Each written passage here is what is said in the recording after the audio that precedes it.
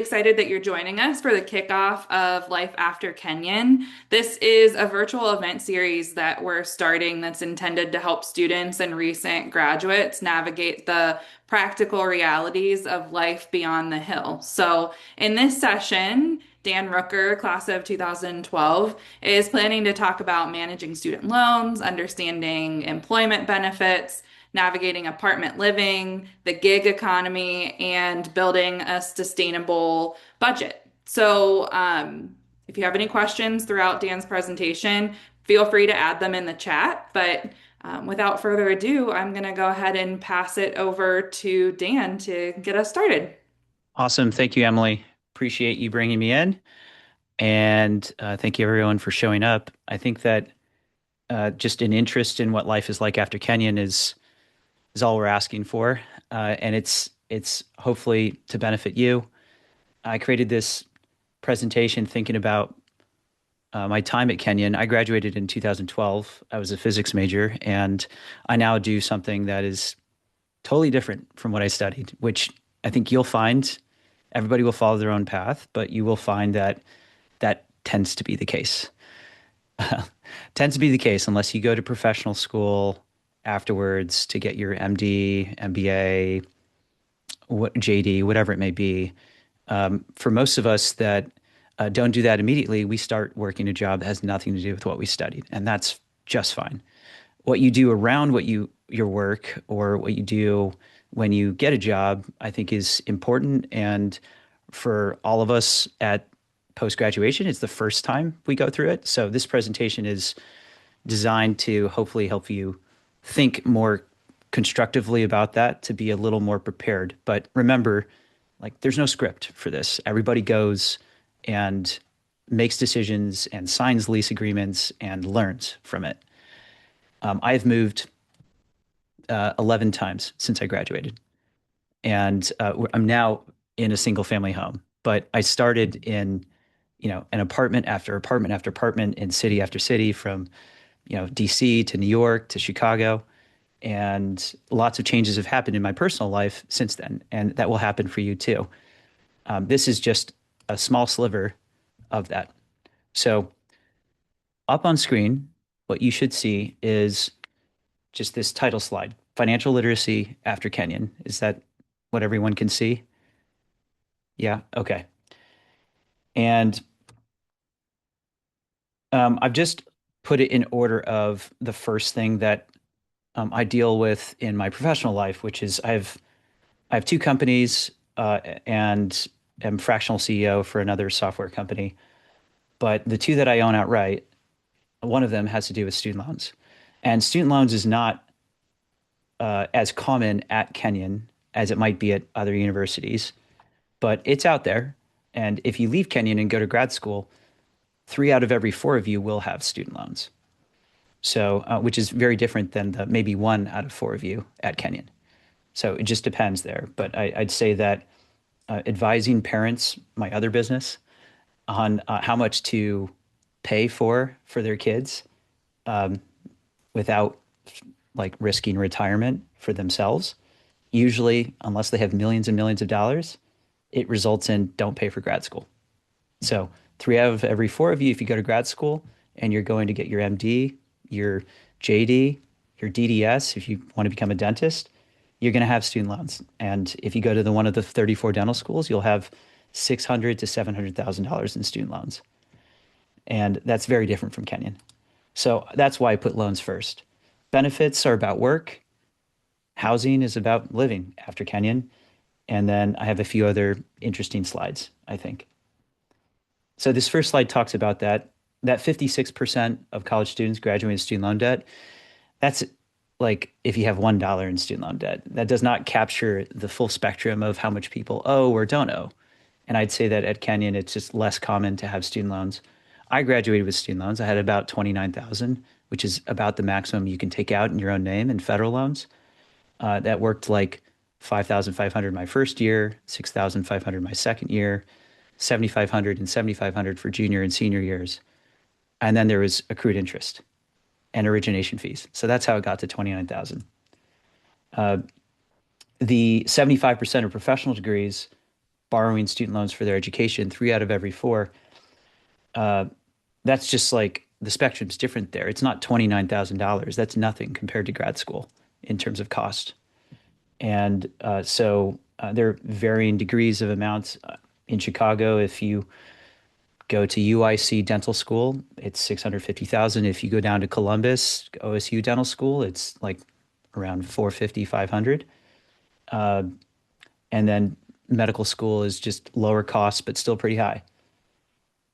I think that if you go in knowing that these are going to happen, then that will just be the beginning of understanding, like beyond trying to get into a grad school, uh, deciding where you want to be and recognizing how much you might make afterwards and how that impacts things. So it's not just what school is ranked higher than the other, it's how much is this going to cost me and what is that going to look like in my future 20 years after grad school with work. When it comes to student loans, the first thing I would think about is we all had to go to what is now today studentaid.gov to fill out the FAFSA, whether we received anything in need-based aid or nothing.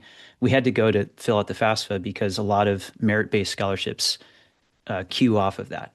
So the FAFSA was filled out, and studentaid.gov is where loan repayment is done if you have federal loans. So if you have federal loans, it's usually called like a direct loan, a Stafford loan, a Grad Plus loan, even a Parent Plus loan for loans that are in your parents' name, perhaps. When we graduate this May, if you're graduating this May or next May or the next May, you have 6 months where you don't have to make a payment, but the loans continue to grow like they have since the day you took them out. And this works the same way in grad school. You finish grad school, you have 6 months for any loans that didn't previously experience a grace period. Those 6 months are, you make what you can from it. I spent those 6 months trying to find a job. And I spent the previous 9 months before I graduated trying to find a job. I think I applied to 90 full-time jobs and I got none of them. So just to, just the work market at the time. But you have those 6 months to, if you have a job, build a financial cushion. That's what I would focus on. And I'll tie in how much to try to save in general towards the end. With federal loans, when you get to month 6 in November, you will, at that time, fortunately, only have two plans to pick from on the income driven side. The rest of us had five, which made it complicated. And last year's One Big Beautiful Bill made it so that three of them are going away.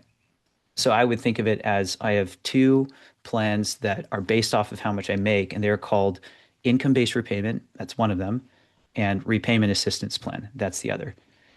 And by the time that you finish grace period, if you're graduating this May, that plan will be available. And the millions of people that used to be on the SAVE plan who switched maybe to that plan, all that processing time, all of that pain on the government side will have probably subsided by November. So at that point in time, you could go to studentaid.gov/IDR and um, and apply for one of these two plans. How these plans work are based off of how much you make or whatever your tax return said. I'm guessing most of us on the call today did not file a tax return yesterday. Maybe our parents did. Um, and so that means that you won't have a tax return when you go to apply for one of these plans.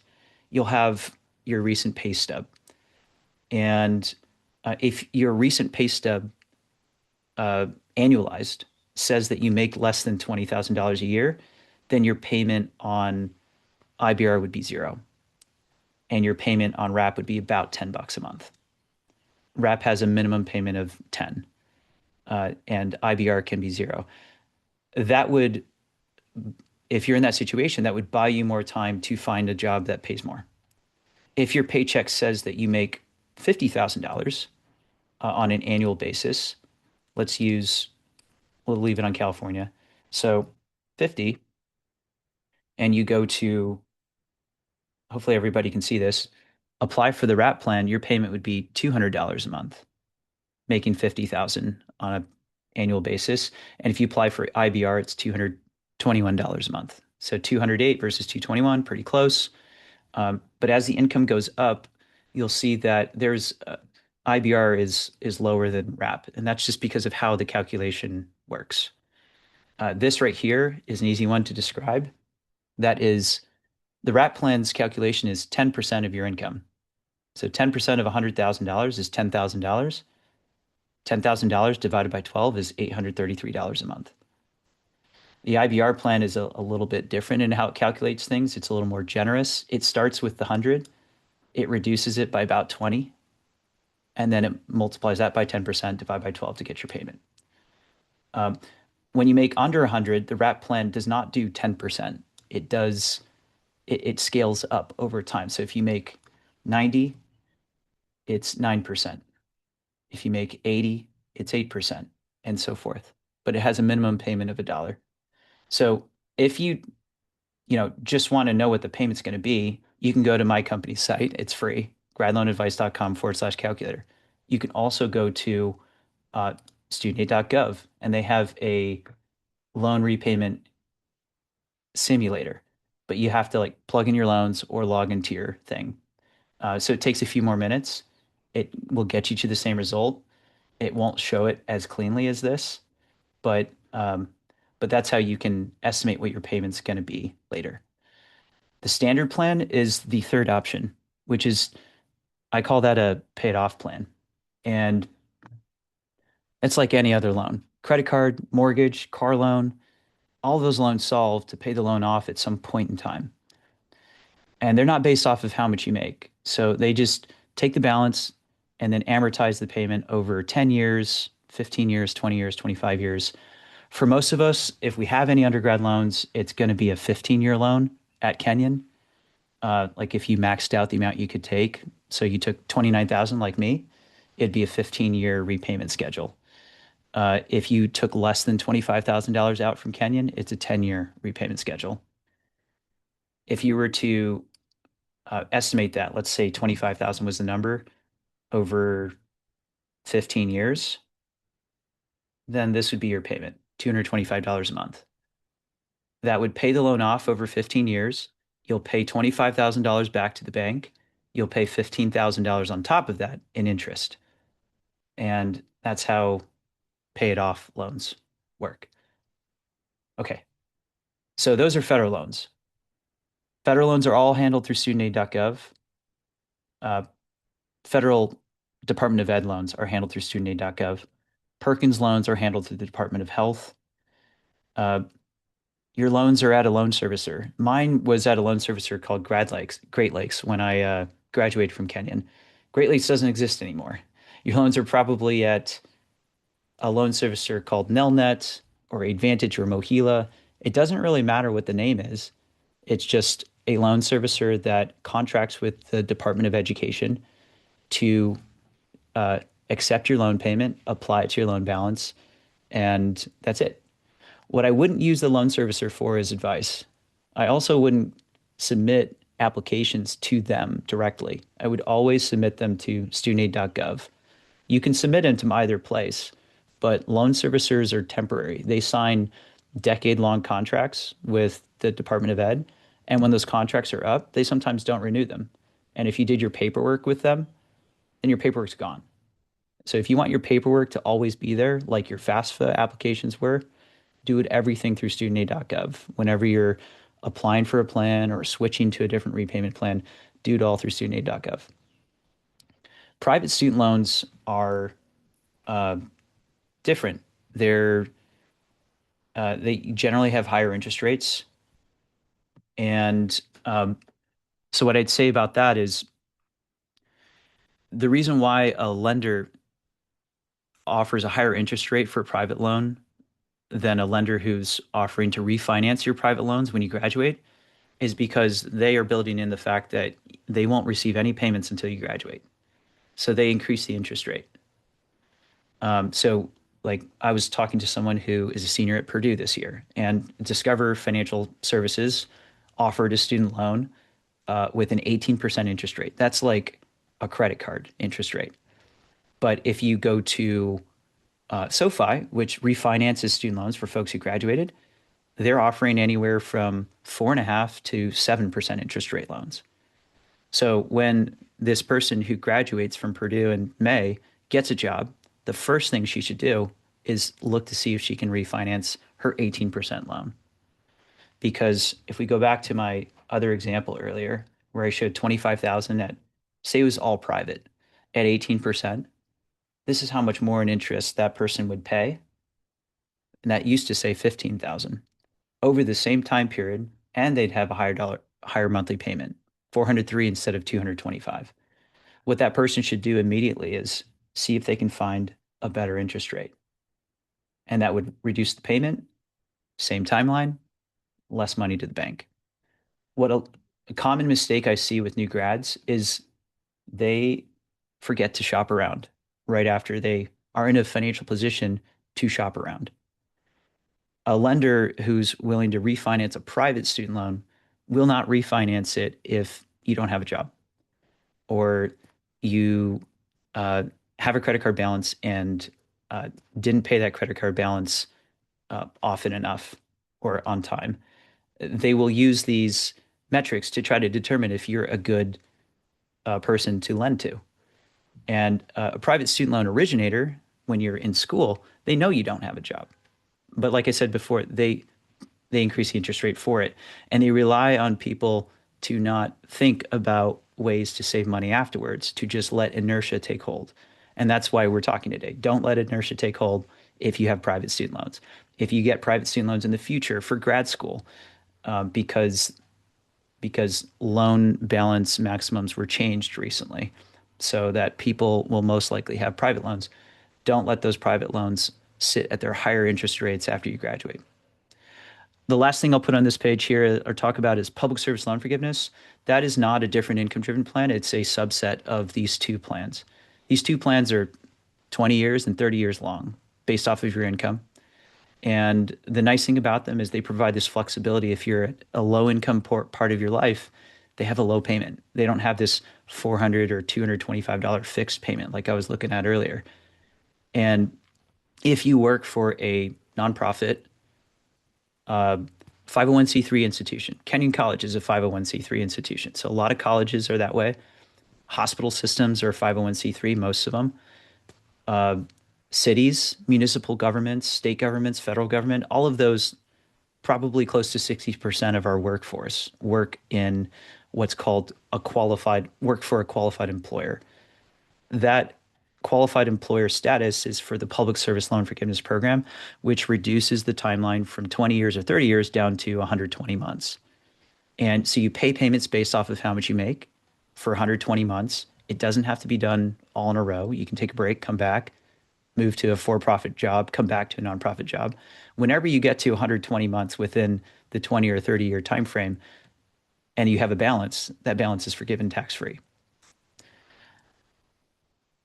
And um, and so if you are, so actually, Chrissy just put in a nice, good question in there. It used to be common practice for a certified student loan professional like me to recommend that someone graduate from Kenyon or any school and consolidate weeks after graduating. That means combining their loans and kicking themselves out of grace period on purpose to start on one of these income driven plans immediately because they're working for a qualified employer and they got the job offer before they graduated, you know? That's no longer common practice, and it won't be probably ever again unless the rules change because consolidating takes 90 days, and we're already within 90 days of July 1st. A consolidation that happens after July 1st is no longer eligible for IBR. So everyone who is a senior this year right now is going to be able to select from IBR and RAP. I'm glad this question was brought up because this is important. So if your last loan ever taken out, including a consolidation loan, is before July 1st, then and you were a borrower after July 1st, 2014 for the first time, you can select IBR. That's that plan that was lower than RAP at higher income levels.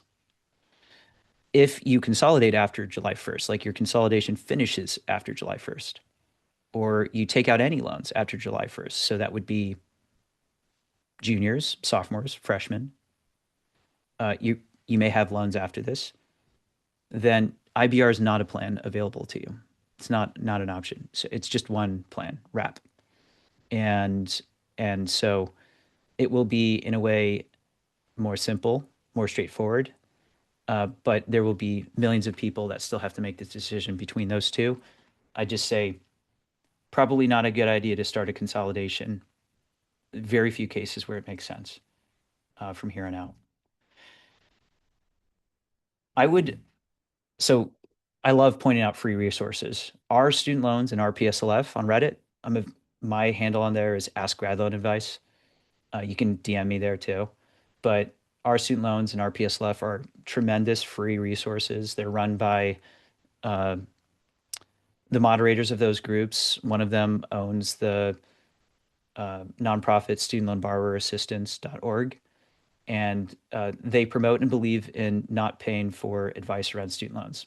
I happen to have a company that is for profit that provides advice around student loans, but I think that the good that they do helps make it so that, I just, the people who work with me are people who have 500,000 or more in student loan debt and are almost predominantly always grad school related.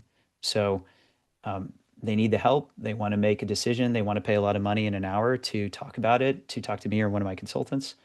So I exist and I'm active enough in those channels that they like me. They haven't kicked me out of the group.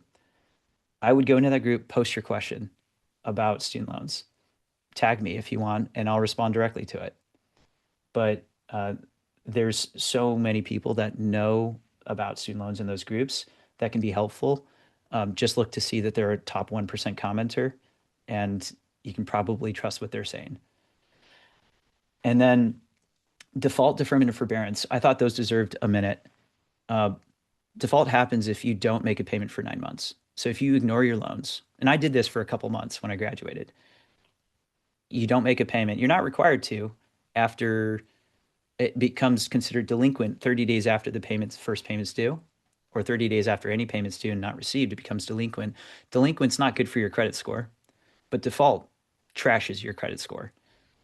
It stays on your record for 7 years. And that happens if you don't make a payment on federal loans for 9 months. Uh, so private loans are different, shorter timeline, dependent on the lender, but default is not good and can be avoided in almost all circumstances. All you got to do if you don't have a job or you don't make enough money to make the payment is recalculate your payment on the income driven plan. It's never going to be zero on wrap. It'll be at least $10, but that is a pathway that's better than default. Deferment and forbearance. Deferment happens automatically if you go into grad school. That's fine. That means payment requirement stops when you go into grad school. Forbearance happens if you request it, uh, and forbearance can can be requested, but I'd say almost every time, just try to recalculate your payment on an income-driven plan, and that'll probably solve it. Because all forbearance does is cause your loans to grow like a credit card, and they don't grow like a credit card if you're in an income-driven plan or just a regular plan. Okay, let's move on to employment benefits. The If you have a full-time job offer, so this wasn't something that I had immediately. Uh, Usually in that first month, you have to go through and select what employment benefits from which they offer to opt into. And generally, you have to pick a health insurance plan. Generally, the employer has to provide a health insurance plan. Startups don't have to if they're under 50 employees, but generally, a lot of employers out there are going to offer health insurance.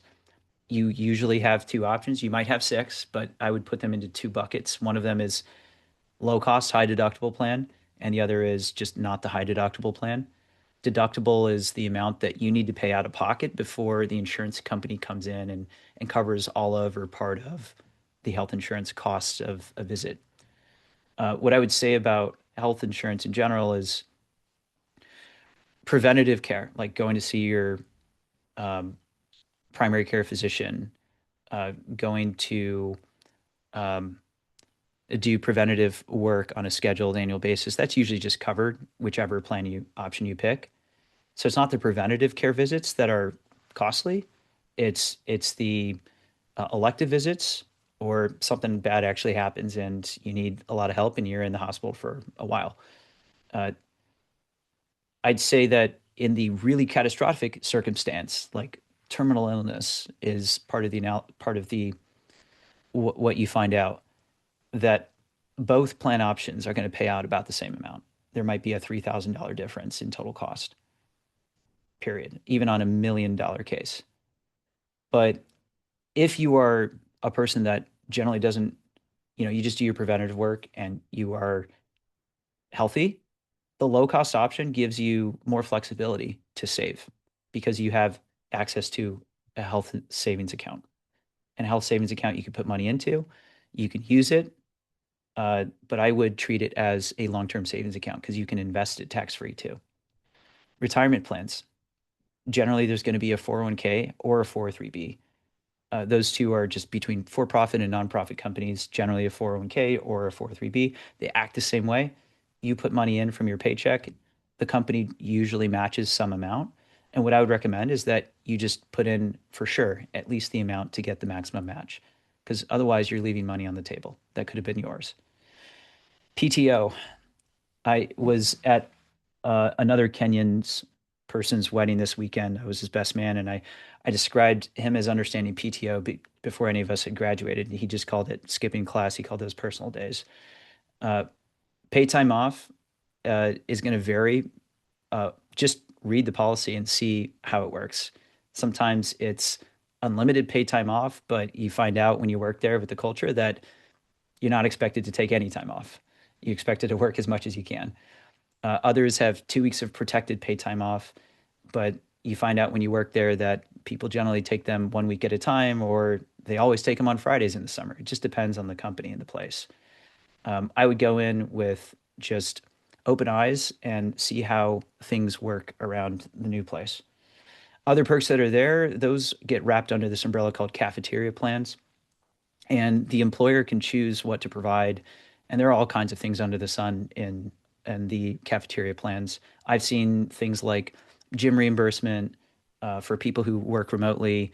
They'll reimburse for desks or computers or monitors, or they'll pay for a certain amount towards your student loans. I would just make sure to take a look at what they have, understand how you can maximize it, and then move forward. Apartments.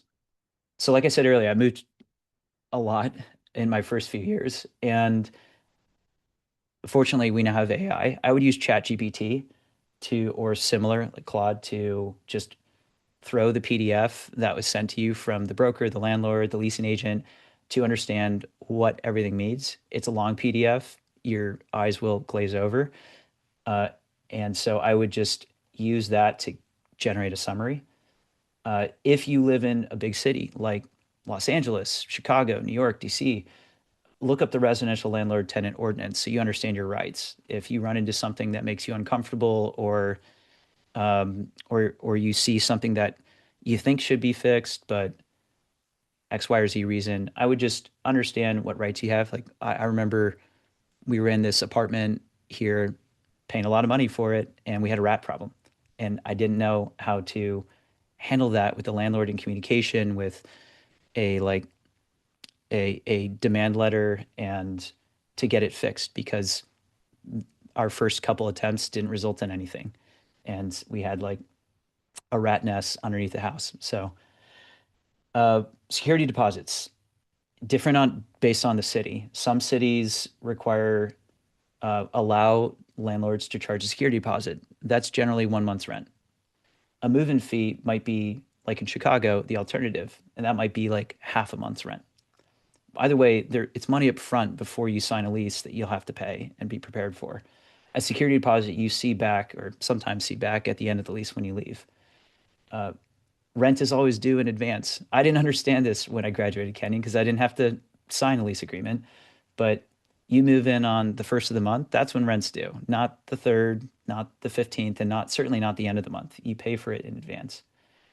Pet fees can be charged, but I would say pet fees are negotiable. they wanted to, a few moves ago, the landlord wanted to charge $1 per month for every pound that my Newfoundland 160-pound dog was going to be when he was a puppy, from day one. So it would have cost me 160 a month plus a $25 a month baseline. I just said no, and they said okay. And uh, utilities, tenants take over the utilities generally. You pay for gas, you pay for electric, you pay for Wi-Fi. Wi-Fi is going to be kind of a standard. Utilities like electric and gas really depend on the location. But if you look at the stuff on the screen, you've got large amounts of baseline costs before you even think about where to swipe your card later. And some ways to handle that would be things on the right, like get roommates, find roommates. If you're in a really big city, like all my friends in New York in their first couple years after Kenyon, they shared one bedroom apartments. They just had a divider in the living room or a divider in the room. And then things like subscriptions, cooking in. It's good to have personal rules about going out. Like it's easy. When I was at Kenyon, if it was nice out, I went out. Uh, and you're gonna have a lot of nice days on weekends after Kenyon. I would say that all of those days are going to cost money unless you're going to a park and just hanging out. So have personal rules about going out one day instead of 2 days.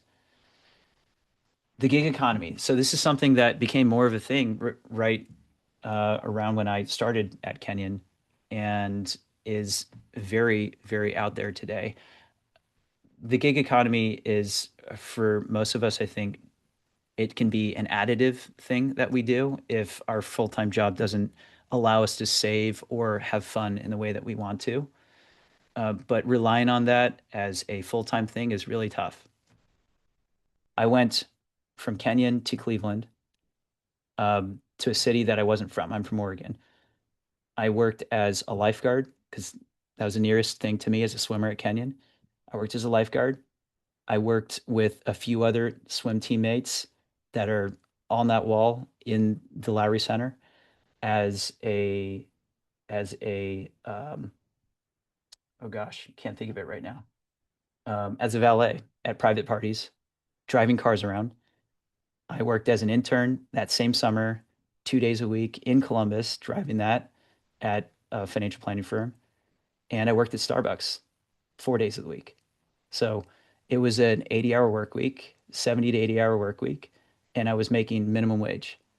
That's how I paid my bills. I got my first full-time job. I was able to quit all of those in October of 2012, and it replaced it, but didn't pay me that much more. So I'd say that use the gig economy if you have to, but you're going to have to hustle. And if you get this first full-time job that doesn't pay as much as you'd like, or the bonus isn't coming when you want it to, or that first annual review doesn't go the way you'd like, use it to uh, earn a little more to have some fun.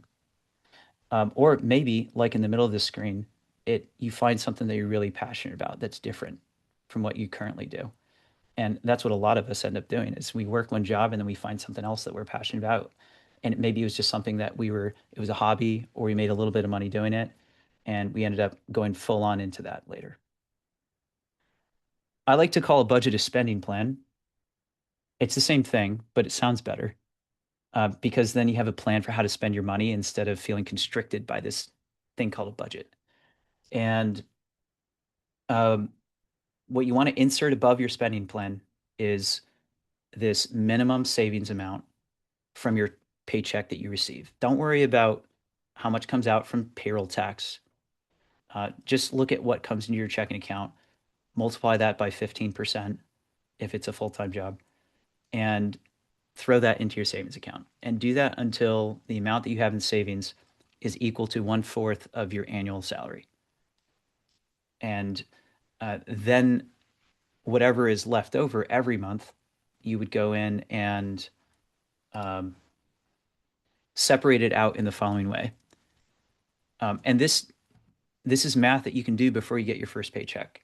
Once you have an offer letter, or as soon as you do, and you understand what the amount is going to be once it hits your checking account, I think that'll make you change the numbers a little more. But you want to take whatever's after that savings amount and split it. Half of it, assume it's going to go towards needs, rent, utilities, phone bill, etc.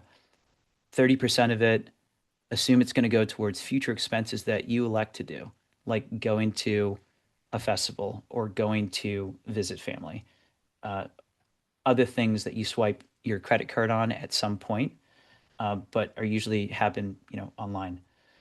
And then the rest of it, I would allocate towards things that you know are happening farther out in advance. And if you do it in that way, it doesn't matter so much what you do with the 30 and the 20 at the bottom, just that you allocate 15% of your take home paycheck towards savings. And once you've filled that bucket, then work on other savings. Maybe you increase your 401k amount. Maybe you um, maybe you end up starting a different type of account, or you increase your health savings account.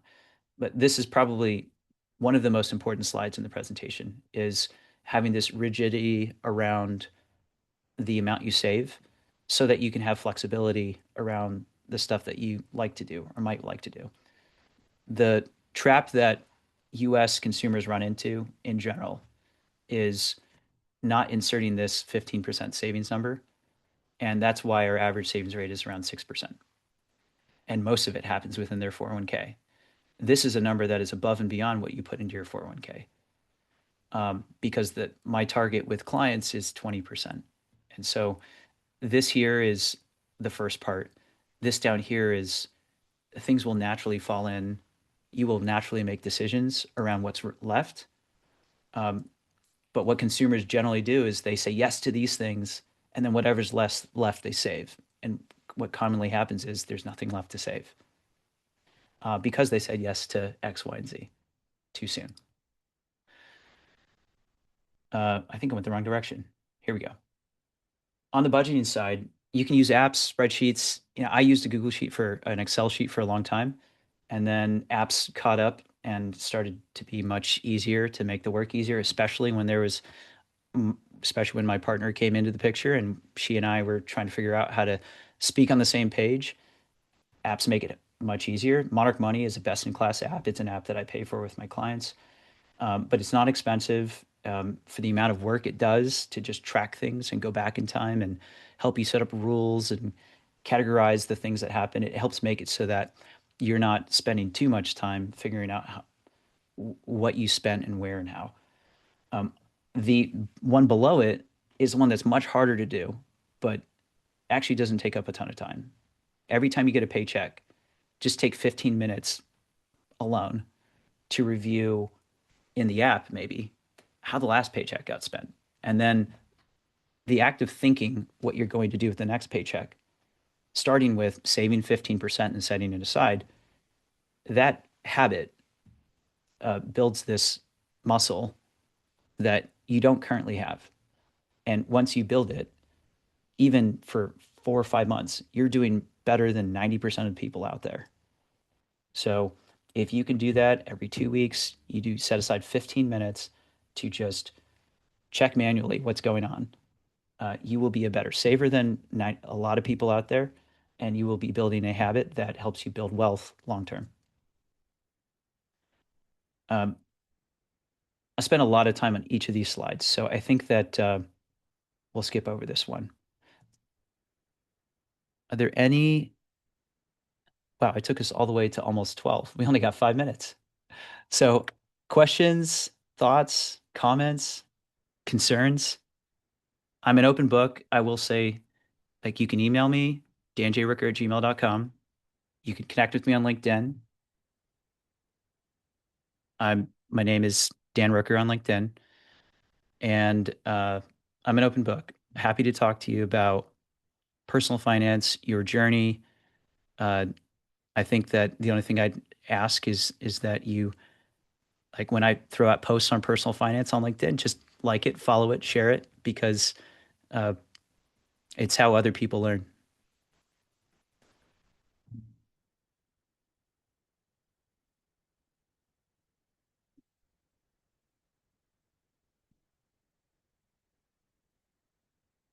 Okay. Oh, good. Happy to. happy to have shared. I'd say, Emily's going to close us out, but as you go into the world after Kenyon, remember that there's very much a big alumni community out there to support you. I'm just one of, I don't know, 18,000, a lot. So reach out to us because we're other people that can provide an unbiased opinion, and don't listen to our opinion too closely because if it's a first conversation, we don't know you through and through. Just use it as like you would with ChatGPT. Use it as a suggestion. Lean on us for an opinion. Take that into account with all the other opinions you get because you have to make that decision, and you have to own it too. Awesome. Dan, thank you so much. I'm in my mid 30s and learned some really great information during your presentation today. So we appreciate it, and we appreciate everyone who joined us virtually today. Keep an eye out. We will have this session. It was recording, and so we'll have it on the alumni YouTube to be able to access, and we'll send it directly to you all who are on here as well, so that you can, if you want to go back and look through Dan's really great slides that he shared. Um, and we also are really interested in getting input about other types of sessions for this series that you all would like to see. So we'll have a poll included, a survey included when we send some follow-up. So if you have a minute to complete that and let us know what other types of sessions you'd like to see, topics you'd like to see in this series, um, we're going to be choosing new topics, finding different alumni who are professionals in those topics, and we're excited to bring all of that to you. So we're right before noon, so we're good. And yeah, again, thank you so much for joining, and feel free to reach out to us if you have any questions. Thanks, all. Have a great day. Thank you all.